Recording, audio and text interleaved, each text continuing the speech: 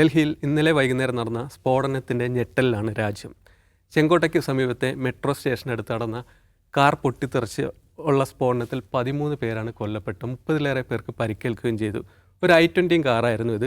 ഈ കാർ ആരുടേതാണെന്നും കാറിൽ സഞ്ചരിച്ചിരുന്ന ആരാണെന്നും എന്നൊക്കെയുള്ള അന്വേഷണം നടക്കുന്നുണ്ട്. ഇതേ സംബന്ധിച്ചുള്ള കൂടുതൽ വിവരങ്ങൾ പുറത്തു വന്നുകൊണ്ടിരിക്കുകയാണ്.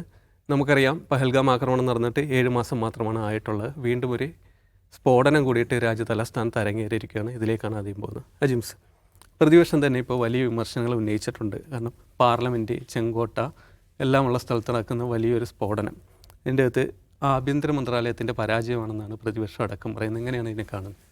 അങ്ങനെ പ്രതിപക്ഷം ഈ ആഭ്യന്തര സുരക്ഷയെക്കുറിച്ചുള്ള വിമർശനം ഉന്നയിക്കുന്നതിനെ BJP-യുടെ നേതാക്കന്മാർ വിമർശിക്കുന്നുണ്ട്. കാരണം രാജ്യം ഒരു ആക്രമണം നേരിടുമ്പോൾ ഇതിനെ രാഷ്ട്രീയവൽക്കരിക്കുകയല്ല ചെയ്യേണ്ടത്, രാജ്യത്തോടൊപ്പം നിൽക്കുകയാണ് ചെയ്യേണ്ടത്. പ്രധാനമന്ത്രി ഭൂട്ടാനിൽ സന്ദർശനം നടത്തിക്കൊണ്ടിരിക്കുകയാണ്. അപ്പം പ്രതിപക്ഷം ഉന്നയിക്കുന്ന പ്രധാനമന്ത്രി എന്തിനാണ് ഭൂട്ടാനിൽ സന്ദർശനം നിർത്തിയിട്ട് വരണ്ടേ എന്നാണ് ചോദിക്കുന്നത്. അപ്പോൾ രാഹുൽ ഗാന്ധി അവിടെ പോയിരിക്കുന്നു എന്ന് ചോദിക്കുന്നു. രാഹുൽ ഗാന്ധി മസ്കറ്റിലോ മറ്റോ ആണെന്ന് തോന്നുന്നു. അപ്പോൾ ഇങ്ങനെയുള്ള പ്രത്യാരോപണങ്ങളാണ് നടക്കുന്നത്. യഥാർത്ഥത്തിൽ രാജ്യം ഒരു ദുരന്തത്തെ, ഒരു ഭീകരാക്രമണത്തെ നേരിടുമ്പോൾ രാഷ്ട്രീയ ഭേദമന്യേ ഒറ്റക്കെട്ടായ അതിൻ്റെ ഇരകളോടൊപ്പം നിൽക്കുകയാണ് സാമാന്യ മര്യാദയായിട്ട് ചെയ്യേണ്ടത്. പരസ്പര പ്രത്യാരോപണം ഒരിക്കലും നല്ലതല്ല.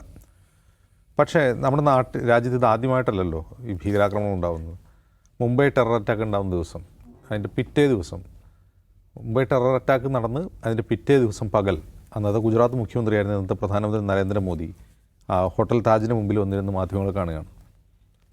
അങ്ങനെയൊന്ന് ആദ്യമായിട്ടാണ് നമ്മുടെ രാജ്യത്ത്. നമ്മുടെ രാജ്യത്ത് അതിനു മുമ്പും ഭീകരാക്രമണങ്ങൾ ഉണ്ടായിട്ടുണ്ട്. പക്ഷെ നടന്നതിൻ്റെ പിറ്റേ ദിവസം ഗുജറാത്ത് മുഖ്യമന്ത്രി നിന്ന് മൻമോഹൻ സിംഗ് സർക്കാരിൻ്റെ സുരക്ഷാ വീഴ്ചയാണിത്, നമ്മുടെ അതിർത്തികൾ ആരാണ് കാക്കുന്നതെന്ന് ചോദിച്ചു സർക്കാരിനെ കുറ്റപ്പെടുത്തുകയാണ് ചെയ്തത്. അദ്ദേഹത്തിൻ്റെ ആ പ്രതികരണത്തിലെവിടെയും ഈ കൊല്ലപ്പെട്ട ആളുകളോടുള്ള എന്തെങ്കിലും സഹാനുഭൂതിയോ ദയൊന്നും ഉണ്ടായിരുന്നില്ല. അദ്ദേഹം, അതായത് ഇപ്പോഴത്തെ പ്രധാനമന്ത്രിയാണെന്ന് അങ്ങനെ ഒരു സ്റ്റാൻഡേർഡ് സെറ്റ് ചെയ്ത് വെച്ചത്, രാഷ്ട്രീയ ആരോപണം ഉന്നയിക്കുക എന്നുള്ളത്. അപ്പോൾ ഏറ്റവും പ്രധാനപ്പെട്ട കാര്യം, രണ്ട് രീതിയിൽ അതിനെ കാണണം. ഒരു സംഭവം ഉണ്ടാകുന്ന ഉടൻ അതെന്താണ് സംഭവിച്ചതെന്ന് പോലും ഇപ്പോൾ അൺഫോൾഡ് ആയിട്ടില്ല. ഒരു കാറ് പൊട്ടിത്തെറിച്ചു, കാറിനകത്ത് ബോംബായിരുന്നു, അതിനുള്ള കാറിലെ വേറെ മറ്റു വല്ലതുമാണ് പൊട്ടിത്തെറിച്ചത്, കാറിൽ ആരാണ് ഉണ്ടായിരുന്നത്. ഇപ്പോൾ അന്വേഷണം നടന്നുകൊണ്ടിരിക്കുമ്പോൾ നമുക്ക് മനസ്സിലാവുന്ന ആ കാർ കഴിഞ്ഞ മെയ് മാസം 25 മുതൽ 7 തവണ വിറ്റിട്ടുണ്ട്. ഒരു തവണ OLX-ലിട്ട് വിറ്റിട്ടുണ്ടെന്നാണ് അറിയുന്നത്. ആ വിവരങ്ങളൊക്കെ മീഡിയ റിപ്പോർട്ട്സാണ്. പലരായി കൈമാറിയിട്ടുണ്ട്. അതിൻ്റെ ഏറ്റവും അവസാനത്തെ ഓണർ എന്ന് പറയുന്ന ഒരു ദേവീന്ദർ എന്ന് പറയുന്ന ഒരാളാണ്. അതിന് തൊട്ട് മുമ്പുണ്ടായിരുന്ന ഓണർ സൽമാൻ എന്ന് പറയുന്ന ഒരാളാണ്. ഇവരെല്ലാം ഹരിയാന രജിസ്ട്രേഷൻ വണ്ടിയാണ്. അപ്പോൾ വണ്ടിയിലുണ്ടായിരുന്നത് ഒരു ഡോക്ടറാണ്. ഹരിയാനയിലെ ഫരീദാബാദിലെ അൽ-ഫലാഹ് മെഡിക്കൽ യൂണിവേഴ്സിറ്റിയിലെ പ്രൊഫസറാണ് അദ്ദേഹം, അസിസ്റ്റൻറ്റ് പ്രൊഫസറാണെന്നാണ് പറയുന്നത്. അപ്പോൾ നമ്മൾ മനസ്സിലാക്കേണ്ട കാര്യം, കഴിഞ്ഞ ഒക്ടോബർ 30-നുള്ളിൽ ആ വീക്കിൽ ഏതാണ്ട് 9ഓളം ആളുകളെ പലയിടങ്ങളിൽ നിന്നായിട്ട് ഈ ടെറർ റിലേറ്റഡുമായിട്ടുള്ള കേസിൽ, ടെറർ മോഡ്യൂൾ എന്നാണ് അറിയപ്പെടുക, അതായത് അവർ എന്തെങ്കിലും ടെററിസം ചെയ്തതല്ല, മാധ്യമങ്ങളുടെ ഭാഷയിൽ പറഞ്ഞാൽ സ്ലീപ്പിംഗ് സെൽസ്, അവർ നാളെ ടെററിസം ചെയ്തേക്കാം, അവർ ഭീകരപ്രവർത്തനം ചെയ്തേക്കാം, അതിന് പ്ലാൻ ചെയ്തുകൊണ്ടിരിക്കുന്ന പറയുന്നതിൽ ബസ്റ്റിംഗ് ടെറർ മോഡ്യൂൾ എന്ന് പറയും. അങ്ങനെ കുറേ പേര് അറസ്റ്റ് ചെയ്തിരുന്നു. ഇവരിൽ നിന്ന് കിൻഡൽ കണക്കിന് അമോണിയം നൈട്രേറ്റ്, സ്ഫോടവസ്തുക്കൾ പിടിച്ചെടുത്തു എന്നാണ് ഹരിയാന പോലീസ് പറയുന്നത്. അപ്പോൾ ഈ അറസ്റ്റിലായ ബഹുഭൂരിഭാഗം പേരും ഈ അൽ-ഫലാഹ് യൂണിവേഴ്സിറ്റിയിലെ ഡോക്ടർമാരോ അസിസ്റ്റൻറ്റ് പ്രൊഫസേഴ്സോ ആണ്. അവരിൽ ഒരാളൊഴികെ ബാക്കി എല്ലാവരും 8 പേരോളം കശ്മീർ സ്വദേശികളാണ്. പുൽവാമയിൽ നിന്നും അനന്ത്നാഗിൽ നിന്നുള്ള ആളുകളൊക്കെയാണ്. ഇവർ ജെയ്ഷെ മുഹമ്മദുമായി ബന്ധമുള്ള ഭീകരന്മാരാണെന്ന് ആണ് പോലീസ് പറയുന്നത്.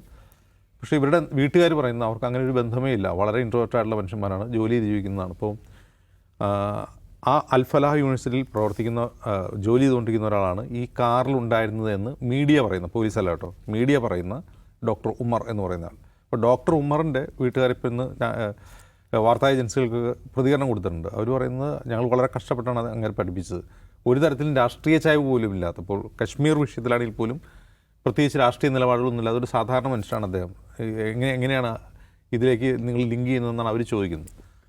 അപ്പോൾ നമുക്കറിയില്ല, ഇനി ഈ മാധ്യമങ്ങളൊക്കെ പറയുന്ന പോലെ ഈ സ്ലീപ്പിംഗ് സെൽസ് ആണോ, ഇവർ പ്രത്യക്ഷത്തിൽ ഭീകരത കാണിക്കാതെ ഉള്ളിൽ ഈ റാഡിക്കലൈസ്ഡ് ആയിട്ട് ഏത് സമയം പൊട്ടിത്തെറിക്കാൻ നിൽക്കുന്ന ആളുകളാണോ എന്നൊന്നും നമുക്കറിയില്ല. അങ്ങനെ ഉണ്ടാവുമല്ലോ, അങ്ങനെ ഉണ്ടാവുമെന്നാണ് മീഡിയ പറയുന്നത്.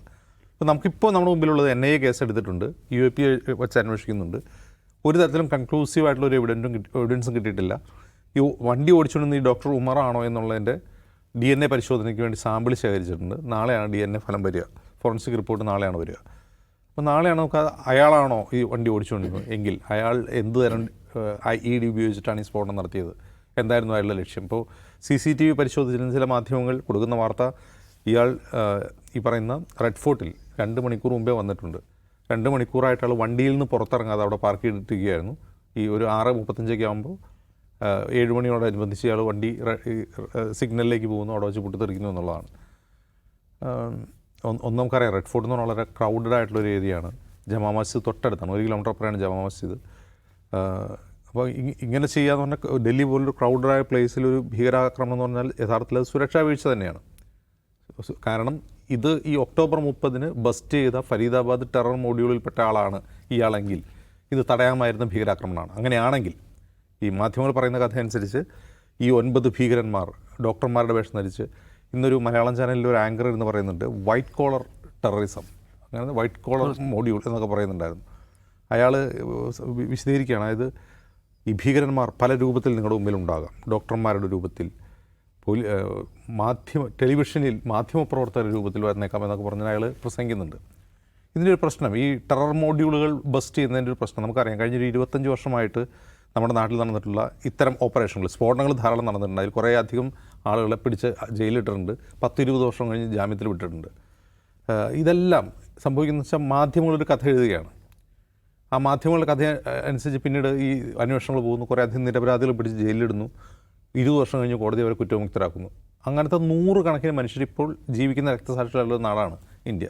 അവിടെ ഇരുന്നിട്ടാണ് NIA കേസെടുക്കുന്നതിന് മുമ്പ് തന്നെ, NIA ഇത് കേസെടുക്കുന്നതിന് UAPA ചാർന്നതിന് മുമ്പ് തന്നെ മാധ്യമങ്ങൾ, ഉത്തരേന്ത്യൻ മാധ്യമങ്ങളെ പോലെ തന്നെ മലയാളത്തിലെ ചില മാധ്യമങ്ങളും നിന്ന് പ്രസംഗിക്കുകയാണ്. ഇങ്ങനെ സ്ലീപ്പർ സെൽസാണ്, ഡോക്ടർമാർ വൈറ്റ് കോളർ ടെററിസ്റ്റ് ആണെന്നൊക്കെ പറഞ്ഞാൽ ഞങ്ങൾ പ്രസംഗിക്കുകയാണ്. ഇതുണ്ടാക്കുന്ന ഒരു അപകടം എന്താണെന്ന് അറിയാം. ഇപ്പോൾ ഈ പറയുന്ന ടെലിവിഷൻ ആങ്കർ അയാൾ പ്രസംഗിക്കുന്ന ഒരു വീഡിയോ ക്ലിപ്പ് ഞാൻ കേട്ടു. നമുക്കിടയിൽ അത്തരം ആളുകളുണ്ടാകും. ഇതെന്താണ് യഥാർത്ഥത്തിൽ ഉണ്ടാക്കുക ഇത്തരം പ്രസ്താവനകൾ? സമൂഹത്തിൽ വലിയ ഭിന്നതയും ചിതരതയും ഉണ്ടാകും. ഇന്ന് ഒരു BJP IT വിങ്ങിൻ്റെ ഒരാൾ ട്വീറ്റ് ചെയ്തിരിക്കുകയാണ്, ഇവന്മാർക്ക് വീട് വാടകയ്ക്ക് കൊടുക്കരുത്. അത് പറയുന്ന ഒരു നമ്മൾ ഒരു പഴയ സിനിമയിൽ, ഒരു ഹിന്ദി സിനിമയിലെ ഒരു ക്ലിപ്പ് കട്ട് ചെയ്തിട്ടാണ് പറയുന്നത്. ഇവന്മാർക്ക് വീട് വാടകയ്ക്ക് കൊടുക്കരുത്, ഇവന്മാർക്ക് വണ്ടി വയ്ക്കരുത്. ഇത് ബിഗോട്ടറി അല്ല, നമ്മുടെ സുരക്ഷ നോക്കിയിട്ടാണെന്നുള്ളത്. അതായത് ഇത്തരത്തിലുള്ള കണ്ടൻറ്റ് സോഷ്യൽ മീഡിയയിൽ വ്യാപകമാണ്. സോഷ്യൽ മീഡിയ നമുക്ക് അവഗണിക്കാം. മലയാളത്തിലൊരു ടെലിവിഷൻ ചാനലിൽ ഒരു ആങ്കർ നിന്ന് പ്രസംഗിക്കുകയാണ് ഈ തരത്തിൽ നിങ്ങൾക്കിടയിലും ഉണ്ടാകാം എന്ന് പറഞ്ഞുകൊണ്ട്. അപ്പോൾ ഇത് നമ്മൾ കളമശ്ശേരി ബോംബ് സ്ഫോടനത്തിൻ്റെ സമയത്ത് കണ്ടതാണ്, പുൽവാമ ആക്രമണ സമയത്തും പെഹൽഗാമിലൊക്കെ നമ്മൾ കണ്ടതാണ്. അപ്പോൾ അതൊരു പാറ്റേണാണ്. മറ്റൊരു പ്രധാനപ്പെട്ട കാര്യം, ഇത് നടക്കുന്നത് ഇന്ന് ബീഹാറിൻ്റെ 2ാം ഘട്ട തെരഞ്ഞെടുപ്പ് നടക്കുന്ന ഒരു സമയത്തുകൂടിയാണ്. അപ്പോൾ ബീഹാറിലൊക്കെ ഏത് രീതിയിലായിരിക്കും ഇത് പ്രചരിപ്പിച്ചിട്ടുണ്ടാവുക, ഈ രീതിയിലുള്ള പ്രചാരണം എന്നത് നമുക്കറിയില്ല. അതിൻ്റെ വിവരങ്ങൾ പുറത്തു വരുന്നേ ഉള്ളൂ. അതെങ്ങനെയാണ് അവിടുത്തെ പോളിങ്ങിനെ സ്വാധീനിക്കാമെന്ന് നമുക്കറിയില്ല. എനിവേ, ഇപ്പോൾ നമ്മുടെ മുമ്പിൽ കോൺക്രീറ്റ് ആയിട്ടുള്ള വിവരങ്ങളൊന്നുമില്ല. ഒരു കാറ് പൊട്ടി, അതിൽ എന്താണ് RDX ആണോ, RDXൻ്റെ ട്രേസസ് ഒന്നും കണ്ടെത്താൻ കഴിഞ്ഞിട്ടില്ല. അമോണിയം നൈട്രേറ്റ് ആണ് ഉണ്ടതെന്നാണ് മാധ്യമ റിപ്പോർട്ടുകളുള്ളത്. അത് ഇനിയും സ്ഥിരീകരിച്ചിട്ടില്ല, പോലീസ് സ്ഥിരീകരിച്ചിട്ടില്ല. സ്ഥിരീകരിച്ച വിവരങ്ങളൊന്നും ഇല്ലാതിരിക്കുക നമ്മളൊരു കൺക്ലൂഷനിലേക്ക് എത്തുന്നൊരു കാര്യമില്ല. അത് കൃത്യമായ അന്വേഷണം നടക്കണം, ആരാണെന്ന് കണ്ടുപിടിക്കണം. പക്ഷേ ദൗർഭാഗ്യവശാൽ ഇന്ത്യയിൽ ഒരു 1995 മുതൽ നടന്നിട്ടുള്ള ഭീകരാക്രമണം, അത് സാധാരണക്കാരെ ലക്ഷ്യം വെച്ചുള്ള, പോലീസുമായിട്ടുള്ള ഏറ്റുമുട്ടലോ സൈന്യമായിട്ടുള്ള ഏറ്റുമുട്ടലോ ഒന്നുമല്ല പറയുന്നത്. സാധാരണ മനുഷ്യരെ, ഈ 8-9 പേരുടെ പേര് നമ്മൾ വായിച്ചു, അവരുടെ ലിസ്റ്റ് എടുത്ത് നോക്കിക്കഴിഞ്ഞാൽ കൂലിപ്പണിക്കാർ മുതൽ, സാധനം വാങ്ങാനിറങ്ങിയ വീട്ടമ്മ മുതൽ, വെറുതെ അവിടെ ബെഞ്ചിലിരുന്ന വയോധിക മുതൽ, ബസ് കണ്ടക്ടർ മുതൽ, അങ്ങനെ പലതരത്തിലുള്ള സാധാരണ മനുഷ്യനാണ് മരിച്ചിട്ടുള്ളത്. അപ്പോൾ ഇങ്ങനെ സാധാരണക്കാരെ ലക്ഷ്യം വെച്ച് നടന്നിട്ടുള്ള ഈ ഭീകരാക്രമണങ്ങൾക്കൊക്കെ ഒരു പാറ്റേൺ ഉണ്ട്. അതിൽ ആദ്യം കുറേ അധികം നിരപരാധികൾ ജയിലിൽ പോകും, ഒരു 10-20 വർഷം കഴിഞ്ഞ് അവരെ കോടതി വെറുതെ വിടും. പിന്നീട് പല കൺഫെഷൻസ് നമ്മൾ കേട്ടതാണ്. ഇപ്പോൾ മക്ക മസ്ജിദ് സ്ഫോടനം, മാലേഗാവ് സ്ഫോടനം, അജ്മീർ ബ്ലാസ്റ്റ്, സംജോത എക്സ്പ്രസ് സ്ഫോടനം, ഇങ്ങനെ കുറേ അധികം സ്ഫോടനങ്ങൾ നമ്മുടെ നാട്ടിൽ കേട്ടിട്ടുണ്ട്. ഇതിലെല്ലാം സംഭവിച്ച ഒരൊറ്റ പാറ്റേണാണ്. മാധ്യമങ്ങൾ ആദ്യം കുറേ അധികം കഥകളുണ്ടാക്കും, കുറേ അധികം നിരപരാധികൾ ജയിലിൽ പോകും, ഒരു 10-15-20 വർഷം കഴിഞ്ഞ് ഇവരൊക്കെ കോടതി തിരിച്ചുവിടും. ഇതിനിടയ്ക്ക് വലിയ വെളിപ്പെടുത്തലുകളുണ്ടാവും. ഇത് ആ ടെററിസം അല്ല, ഈ ടെററിസം ആണെന്ന് വെളിപ്പെടുത്തലുണ്ടാവും. അവരെയും കുറേ കഴിയുമ്പോൾ കോടതി വെറുതെ വിടും. യഥാർത്ഥത്തിൽ ഇതൊക്കെ ചെയ്തത് ആരാണെന്നുള്ളത് ഇപ്പോൾ ദുരൂഹമാണ്. ഇന്ത്യയിൽ നടന്നിട്ടുള്ള 2000 മുതൽ ഈ സമയം വരെ നടന്നിട്ടുള്ള ഇത്തരത്തിലുള്ള ഭീകരാക്രമണങ്ങൾ ആരാണ് നടത്തിയതെന്ന് ഇനിയും കണ്ടെത്തിയിട്ടില്ല എന്നത് വസ്തുതയാണ്. എങ്കിൽ ഇതിലെങ്കിലും ഒരു അന്വേഷണം ഉണ്ടാവണം, നമുക്ക് ആശ്വസിക്കാം. നിഷാദ്, ഇപ്പോൾ പഹൽഗാമിലെ ആക്രമണത്തിൽ നമുക്കറിയാം അവരെ കൊല്ലപ്പെട്ടു എന്ന് മാത്രമാണ് അറിയിച്ചത്. അതിൻ്റെ ബാക്കിയുള്ള കൂടുതൽ വിവരങ്ങളൊന്നും പുറത്തു വന്നിട്ടില്ല. ഇപ്പോൾ ഈ ഡൽഹിയിലെ ഈ സ്ഫോടനവുമായിട്ട് ബന്ധപ്പെട്ടിട്ട് നടക്കുന്ന ഒരു അതിദേശീയത പ്രചരിപ്പിക്കലുണ്ടല്ലോ സാമൂഹ്യ മാധ്യമങ്ങളിൽ, ഇതുണ്ടാക്കുന്ന ഒരു വിദ്വേഷം എത്രത്തോളം വലുതാണ് എന്നുള്ളത്. അത് ഈ നമ്മൾ സമീപകാലത്തെ ഒന്നാമത് നമുക്ക് തെരുവിലിറങ്ങി നടക്കുമ്പോൾ നമ്മുടെ ജീവൻ അപായപ്പെടുകയാണ്. അതിന് സുരക്ഷയും സംരക്ഷണമൊന്നുമില്ല.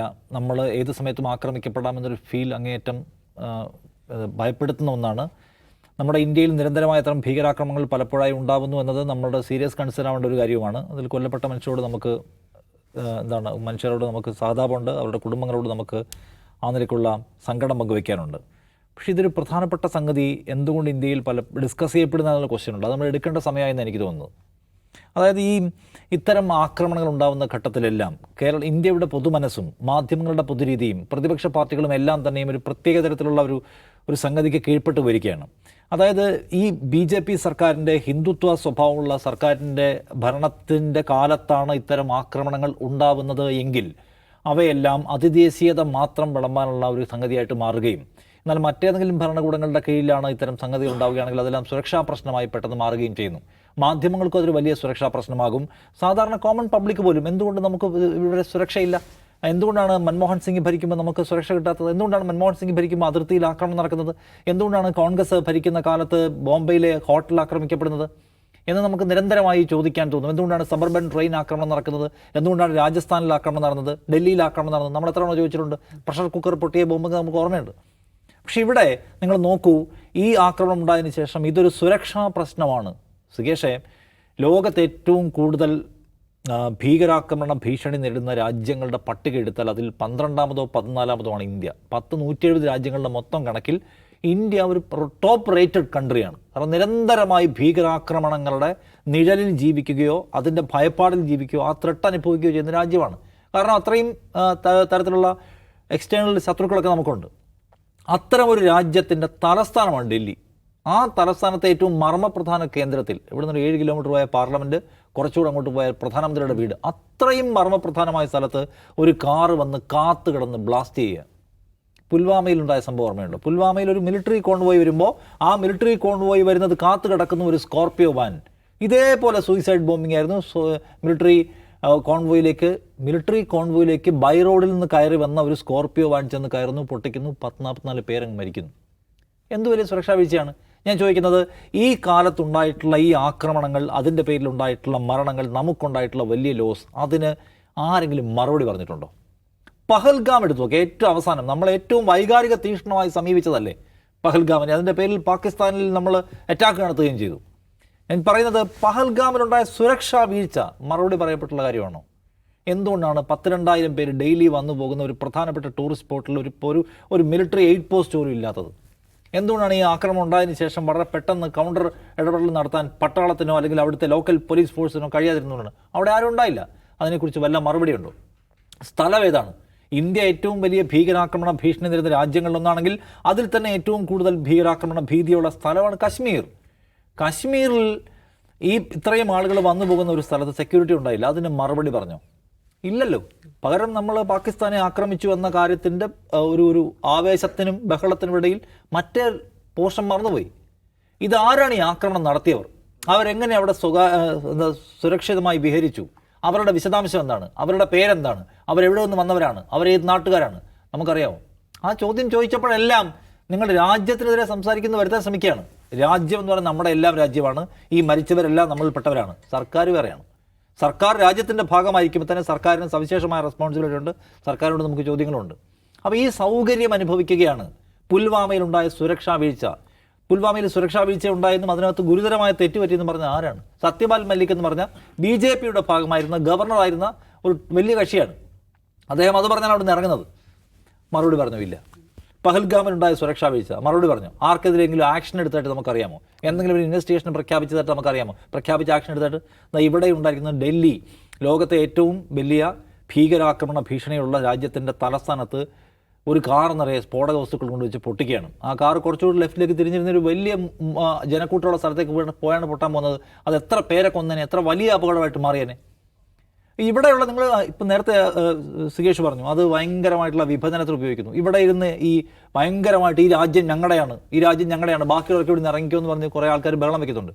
ഇവന്മാരാരെങ്കിലും നമ്മുടെ രാജ്യത്ത് ഒരു ഭരണകൂടത്തിന് എന്തുകൊണ്ട് നമ്മളെ പ്രൊട്ടക്ട് ചെയ്യാൻ പറ്റുന്ന ക്വസ്റ്റ്യൻ ചോദിക്കുന്നുണ്ടോ?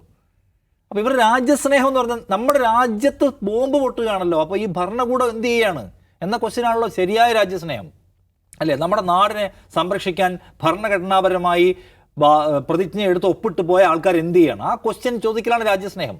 അല്ലാതെ ബോംബ് പൊട്ടുന്ന സമയത്ത് എന്ത് ചെയ്യാണ്? ഞങ്ങൾ ഇതിൻ്റെ ആളുകൾ, നിങ്ങൾ കുറേ പേർ മറ്റതിൻ്റെ ആളുകൾ എന്ന് പറഞ്ഞ് വിഭജനം ഉണ്ടാക്കുന്നവരുടെ ഉദ്ദേശം രാജ്യസ്നേഹമല്ല. അവർക്ക് ഈ മണ്ണെന്ന് പറയുന്ന സാധനത്തോട് കൂറില്ല. അവരെ എല്ലാ സംഗതികളെ അവർ ഉപയോഗിക്കുന്നത് എന്തിനാണ്? പരമത വിദ്വേഷത്തിനാണ്. ഇപ്പോൾ അവർ പറഞ്ഞ് മുസ്ലിങ്ങൾ ആകമാനം തീവ്രവാദികളാണ്, മുസ്ലിങ്ങളെ ഇവിടെ കയറ്റി തന്നെ പ്രശ്നം, അവരെ ഇവിടുന്ന് പുറത്ത്. പഹൽഗാമിൻ്റെ കാലത്ത് നമ്മളത് ഭീകരമായി കണ്ടു. ഇന്ത്യയിൽ പലയിടത്തായി പല നഗരങ്ങളിലും ഗ്രാമങ്ങളിലും അതിൻ്റെ പേരിൽ മുസ്ലിങ്ങൾ ആക്രമിക്കപ്പെട്ടു, കാശ്മീരിൽ നിന്നുള്ള വിദ്യാർത്ഥികൾ ആക്രമിക്കപ്പെടുന്നത് നമ്മൾ കണ്ടാണ്. അപ്പോൾ ഇതിൻ്റെ പ്രശ്നം വെച്ചാൽ റിയൽ നിങ്ങൾക്ക് ഇതിനോട് കമ്മിറ്റ്മെൻ്റ് ഉണ്ടെങ്കിൽ നിങ്ങൾ ഈ ചോദ്യം ആദ്യം ചോദിക്കുന്നത് ഗവൺമെൻറ്റിനോടാണ്. കാരണം കഴിഞ്ഞ സർക്കാരിൻ്റെ കാലത്ത് ഗുരുതരമായ സുരക്ഷാ വീഴ്ചകൾ നടക്കുന്നു. ഈ രാജ്യം നന്നാവണമെങ്കിൽ, സുരക്ഷ ഉണ്ടാവണമെങ്കിൽ 56 ഇഞ്ച് നെഞ്ചളവുള്ള പ്രധാനമന്ത്രി വന്നാലേ പറ്റൂ എന്ന് പറഞ്ഞു നടന്നവർക്ക് ഇപ്പോൾ എന്താണ് പറയാനുള്ളത്? അന്ന് ഈ സുരക്ഷാ വീഴ്ചയുടെ കാര്യത്തിൽ നേരത്തെ അജിംസ് പറഞ്ഞതുപോലെ ഗുരുതരമാംവിധമുള്ള വാക്കുകൾ കൊണ്ട് വിമർശിച്ചാലാണ് മോദി. ആ മോദിയോട് ഇപ്പോൾ ചോദ്യം ചോദിക്കാൻ കുറച്ച് ആൾക്കാർ മാത്രമേ ഉള്ളൂ. ഇപ്പം അരവിന്ദ് കെജ്രിവാൾ അതിനെക്കുറിച്ച് സംസാരിക്കുന്നു, അല്ലെങ്കിൽ മഹുവ മൊയ്ത്ര നിങ്ങൾക്ക് ഇതറിയില്ലെങ്കിൽ പണി നിർത്തിപ്പോയിക്കോളൂ എന്ന് മോദിയോട് പറയുന്നു. ഉറക്കെ സംസാരിക്കാൻ കോൺഗ്രസിന് പോലും പേടിയാണ്. പറഞ്ഞാൽ രാജ്യത്തിൻ്റെ കൂടെ അല്ലേ എന്ന് വ്യാഖ്യാനിക്കപ്പെടും. ആ തരത്തിലുള്ള ആംബിയൻസിനകത്ത് ഇവരെല്ലാവരും കുടുങ്ങിക്കിടക്കുകയാണ്. മനുഷ്യർ കൊല്ലപ്പെടുന്നത് നിർഭാഗ്യകരമായ സംഗതിയാണ്. നമ്മുടെ രാജ്യം ഇപ്പോഴും ഭീകരതയുടെ ഇരയാണ് എന്നത് നമുക്കെല്ലാവർക്കും വേദനയും ഭയങ്കരമായ ആശങ്കയുണ്ടാക്കുന്ന കാര്യമാണ്.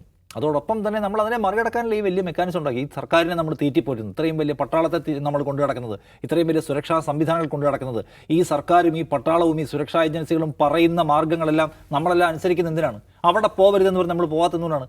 അവരിതിനെ സംരക്ഷിക്കാൻ സംവിധാനം ഉണ്ടാക്കുന്നതല്ലേ. അപ്പോൾ അത് പൊട്ടുമ്പോൾ അതിൻ്റെ ഉത്തരം പറയാൻ രഹസ്യാന്വേഷണ ഏജൻസിക്ക്, നേരത്തെ പറഞ്ഞ പോലെ ഇത്രയും വലിയൊരു മൊഡ്യൂൾ പിടിയിലായപ്പെട്ടതിന് ശേഷം എങ്ങനെ സ്ഫോടനം ഉണ്ടായി, അതിൽ രഹസ്യാന്വേഷണ വീഴ്ച ഉണ്ടായോ, ഡൽഹിയിലെ ക്യാപിറ്റൽ സിറ്റിയിൽ സുരക്ഷാ വീഴ്ച ഉണ്ടായി, ഇത് വിശദീകരിക്കപ്പെടുക പ്രധാനപ്പെട്ട കാര്യമാണ്. അതൊന്നും ചെയ്യാതിരിക്കുകയും ആവേശം കൂട്ടുകയാണ്. ഈ ആവേശം നിങ്ങൾക്ക് കൂട്ടാം. രാജ്യസ്നേഹം ആരുടെയും കുത്തകയല്ല, ഏതെങ്കിലും വ്യക്തികളുടെ കുത്തകയല്ല, മാധ്യമപ്രവർത്തകരുടെ കുത്തകയല്ല. കഴിഞ്ഞ തവണ ഈ സംഭവം ഉണ്ടായ സമയത്ത് രാജ്യസ്നേഹത്തിൻ്റെ അതിദേശീയതയുടെ അങ്ങേ വേലിക്കപ്പുറത്തേക്ക് കൊണ്ടുപോയി ഇവിടുത്തെ കേരളത്തിലെ മാധ്യമങ്ങളടക്കം. എന്നിട്ട് എന്തൊക്കെയോ വ്യാജങ്ങളടക്കം അടിച്ചു വിട്ടല്ലോ വലിയ ഉന്നത മാധ്യമപ്രവർത്തകർ. എന്നിട്ട് എം സ്വരാജ് പറഞ്ഞു യുദ്ധാവേശം നല്ലതിനല്ല കിട്ടുന്നു. ആ സ്വരാജിനെ അടക്കം ദ്രോഹിയാക്കി ഈ പറഞ്ഞ സോക്കോൾഡ് ഇടതുപക്ഷം കൊണ്ടാടുന്ന മാധ്യമപ്രവർത്തകർ ഈ സ്വരാജ് ഈ രാജ്യത്തിൻ്റെ കൂടെയല്ല ഈ നിർണായക സന്ദർഭത്തിൽ നിൽക്കുന്നത് എന്ന് പറഞ്ഞു ഈ മാധ്യമപ്രവർത്തകർ. നമ്മുടെ ക്ലിപ്പ് നമ്മൾ കണ്ടതല്ലേ. അപ്പോൾ ആ നിലയ്ക്ക് എന്താണോ ഇടതുപക്ഷം മുന്നോട്ട് വെക്കുന്ന വിശാലമായ മാനവിക മൂല്യങ്ങൾക്ക് അപ്പുറത്തേക്ക് വരെ പോകാൻ തയ്യാറായി, എന്നിട്ടും പിന്നെയും കൊണ്ടു നടക്കുകയാണ്. അത് പോട്ടെ. അപ്പം ഞാൻ പറഞ്ഞു വരുന്നത്, ഇത് റിയൽ പ്രശ്നം അവിടെ നിൽക്കുകയാണ്. ആ പ്രശ്നത്തെ നിങ്ങൾക്ക് അഡ്രസ്സ് ചെയ്യാൻ പറ്റണം. നമുക്കുണ്ടാകുന്ന സുരക്ഷാ വീഴ്ചയ്ക്ക് ഒന്നാമത്തെ ഉത്തരവാദിത്വം ആൻസറും പറയേണ്ട അക്കൗണ്ടബിൾ ആയിട്ടുള്ള സംവിധാനം ഈ ഭരണകൂടമാണ്. ആ ഭരണകൂടത്തോട് സംസാരിക്കാൻ നമുക്ക് ധൈര്യം ഉണ്ടാവേണ്ടതുണ്ട്. അല്ലാതെ ഭരണകൂടം ഈസ് നോട്ട് രാജ്യം, ഭരണകൂടമല്ല സർക്കാർ. രാജ്യം നമ്മളുടേത്, എല്ലാവരുടേതുമാണ്. ഭരണകൂടം എന്ന് പറഞ്ഞാൽ നരേന്ദ്രമോദി റൺ ചെയ്യുന്നൊരു സംവിധാനമാണ്. അതിന് അദ്ദേഹം ഉത്തരവാദിത്വം പറയേണ്ട കാര്യമുണ്ട് എന്നാണ് ഞാൻ വിചാരിക്കുക. പിന്നെ ഇവർക്ക് എല്ലാ കാലത്തും എന്ത് വീണ് കിട്ടിയാലും അവർക്ക് അവരുടെ പൊളിറ്റിക്കൽ പ്രൊപ്പഗൻഡയ്ക്കും പരമത വിദ്വേഷത്തിനും ഉപയോഗിക്കാൻ കഴിയും. അത് അവർ ഉപയോഗിച്ചുകൊണ്ടേയിരിക്കും. പക്ഷേ ദ ഇഷ്യൂ അവിടെ നിൽക്കുന്നുണ്ട്, ആ പ്രശ്നം അവിടെ നിൽക്കുന്നുണ്ട്, ആരും അത് ഉയർത്തി കാണിച്ചാലും ഇല്ലെങ്കിലും. അതെ, രാജ്യത്ത് നടക്കുന്ന സ്ഫോടനങ്ങളിലും ഭീകരാക്രമണങ്ങളിലും വസ്തുതാപരമായ അന്വേഷണം നടക്കുന്നുണ്ടോ എന്ന് ചോദിച്ചാൽ സമീപകാല കോടതി വിധികൾ കൂടിയിട്ട് മുൻനിർത്തി ഇല്ല എന്ന് തന്നെയാണ് നമുക്ക് പറയേണ്ടി വരും. അതുകൊണ്ട് തന്നെ ഈ ഡൽഹി സ്ഫോടനത്തിലെങ്കിലും മറിച്ച് എന്തെങ്കിലും ഉണ്ടാകുമെന്ന് നമുക്ക് കരുതാൻ വയ്യ.